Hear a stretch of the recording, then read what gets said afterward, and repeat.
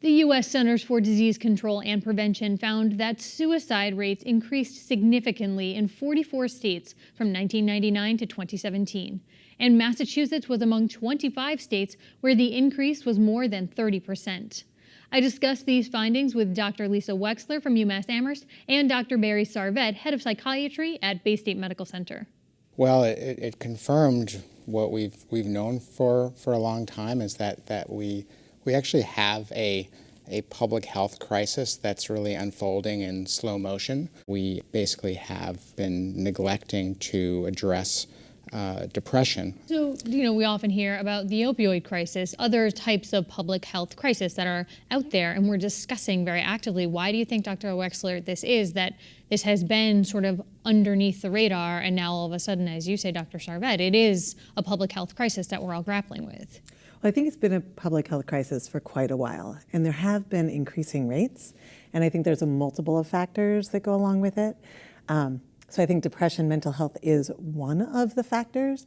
I would take a step back and look at public health writ large, and if we think about the fact that more than half of the people that die by suicide do not have a diagnosed mental health issue.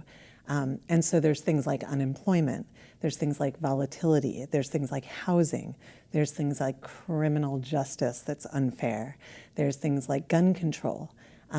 More than half of the people that die by suicide die by guns in this country, and other countries that have limited access to guns have actually reduced suicide rates.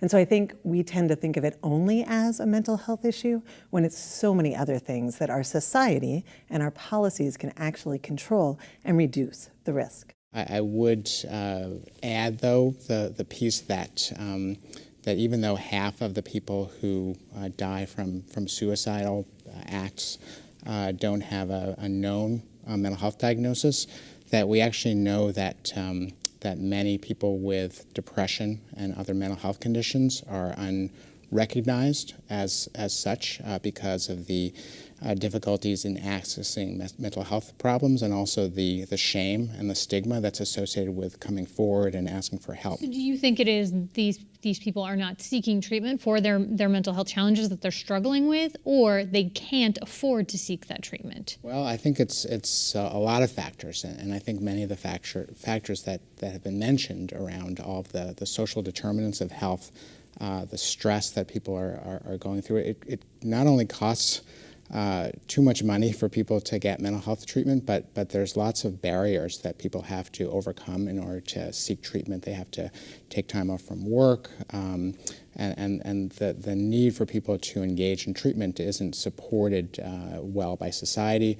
There are all kinds of transportation issues, housing issues, but I think the point, though, is really, I do want to agree with the point that suicide is not a simple matter of just an outcome of purely a mental health condition, that it's really a confluence of risk factors that come together, many of which are ones that have been mentioned around all of the stress that people are facing without really any buffer or cushion or social safety net. There are so many people in society that are living on the edge, where if one thing goes wrong, that it's like a house of cards, and they're left helpless and hopeless and desperate. The only thing that's actually worked on a societal level or a country level for suicide prevention is a multi-level approach. And so it is dealing with the social determinants of health that have been mentioned, and making mental health treatment accessible, also relevant and culturally responsive. All of those things are really important. Can I stop you? The culturally relevant piece of that, can you speak to more of that?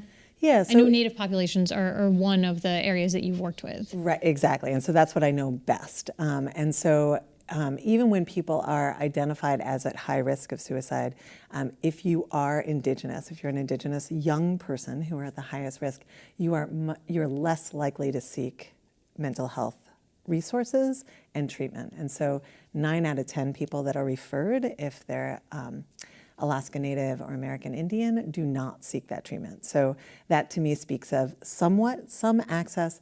A lot of cultural responsiveness needs to be considered in that.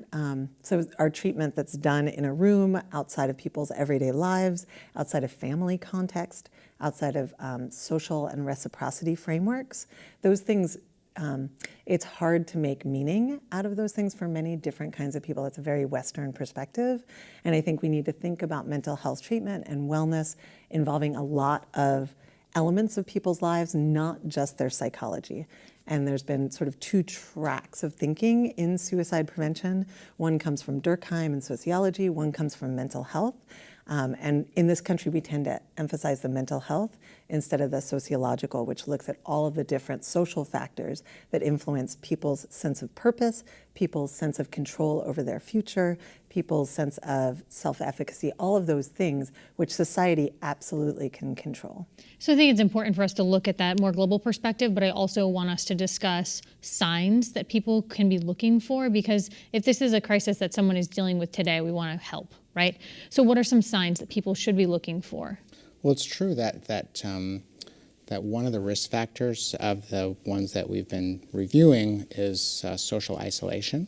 And so people with too much phone and not enough interpersonal I'm connection. not referring specifically to kind of technology, but the way that marriage rates are declining, connections of people in society, and the sense, a cultural sense that people are here to really take care of each other in communities.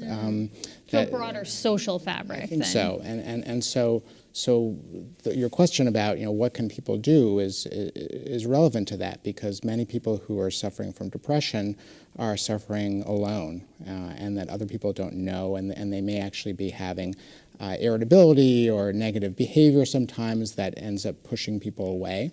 And so we need to increase awareness of some of the symptoms of depression and help people to shift their perspective and understanding of what they're seeing with their loved ones and friends as not simply a behavioral problem or someone who's not succeeding in their goals, but someone who's really suffering and needs help.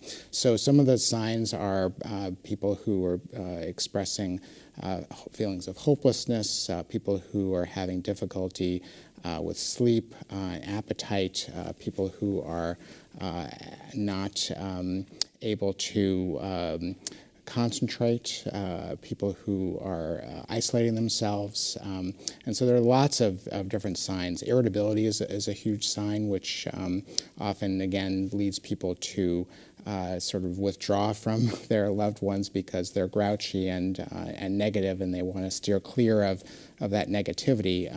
And so it's a matter of trying to encourage people to pay attention to each other, to reach out to their loved ones, and to be sympathetic and compassionate, as opposed to judging and blaming when people are having difficulties like this. Anything you want to add? Yeah, so I think that it might be more useful, instead of thinking about signs and warnings and that sort of thing, if we can think about doing small acts of kindness, reaching out, giving support that's not demanding of something in response. Those things have actually been shown to reduce suicide risk.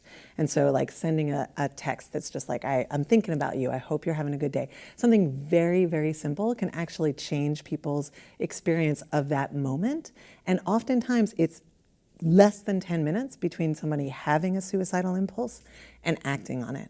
Less than 10 minutes. So if you can change that trajectory, make it harder to get a loaded gun, or harder to get access to some medication or whatever. If you can make that harder, that in and of itself is suicide prevention, but you can also make it less desolate, meaning you can do a small act of kindness, which can change people's perspective, and that has been shown to increase help seeking, thus reducing suicide risk.